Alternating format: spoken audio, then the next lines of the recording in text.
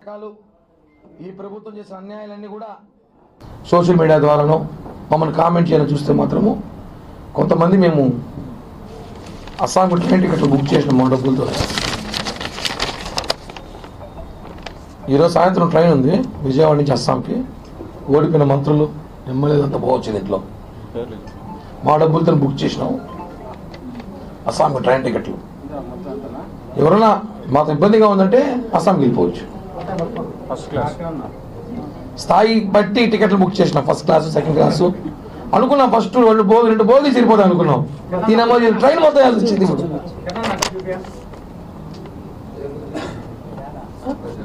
ఒక బోగి రెండు బోగి సరిపోతుందిలే, ఓడిపోతే 40 మంది అనుకుంటే ట్రైన్ మొత్తం మారాల్సి వచ్చింది ఇప్పుడు వీళ్ళకి. అలాంటి పరిస్థితి వచ్చింది.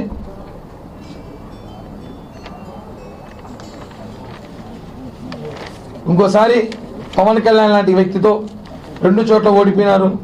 పార్టీ లేదు, గెలవనప్పుడు ఈరోజు చూసారా 100కి 100% గెలిచినాం. ప్రజల విజయం ఇది.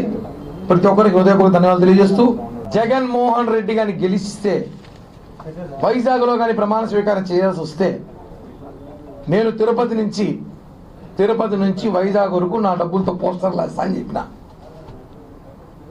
నాకు డబ్బులు మిగిలిపెట్టారు అనుకుంటా. కామెంట్లు పెట్టారు వైసీపీ పేటీఎం గారు విపరీతంగా నా మీద ట్రోల్ చేశారు.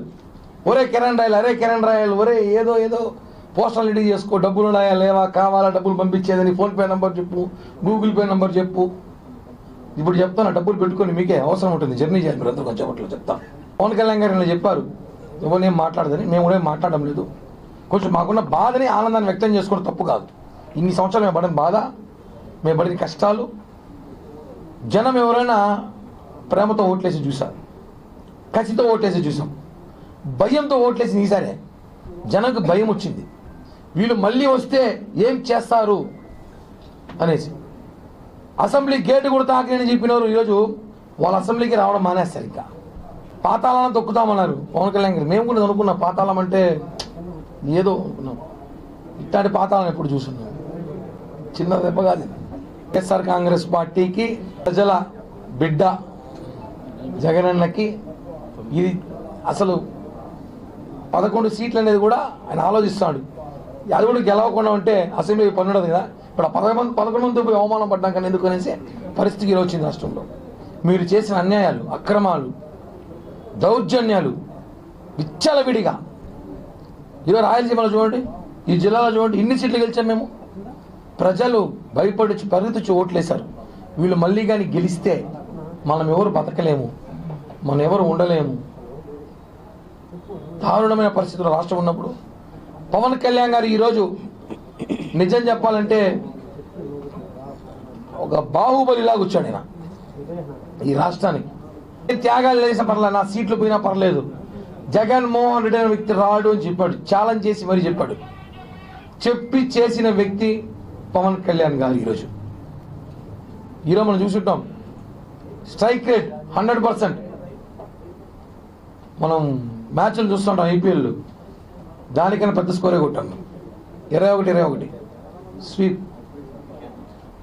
21 స్వీప్ అంటే చెప్పి చేశాం.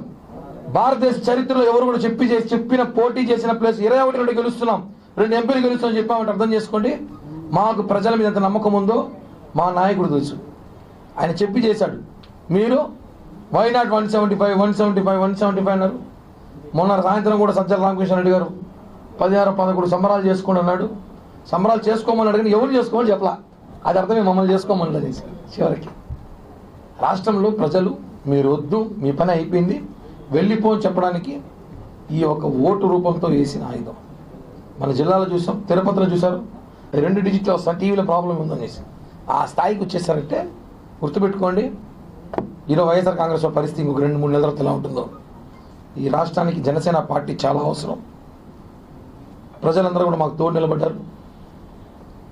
ఇంకా కూడా మమ్మల్ని విమర్శించాలని చెప్పి చూస్తే మాత్రం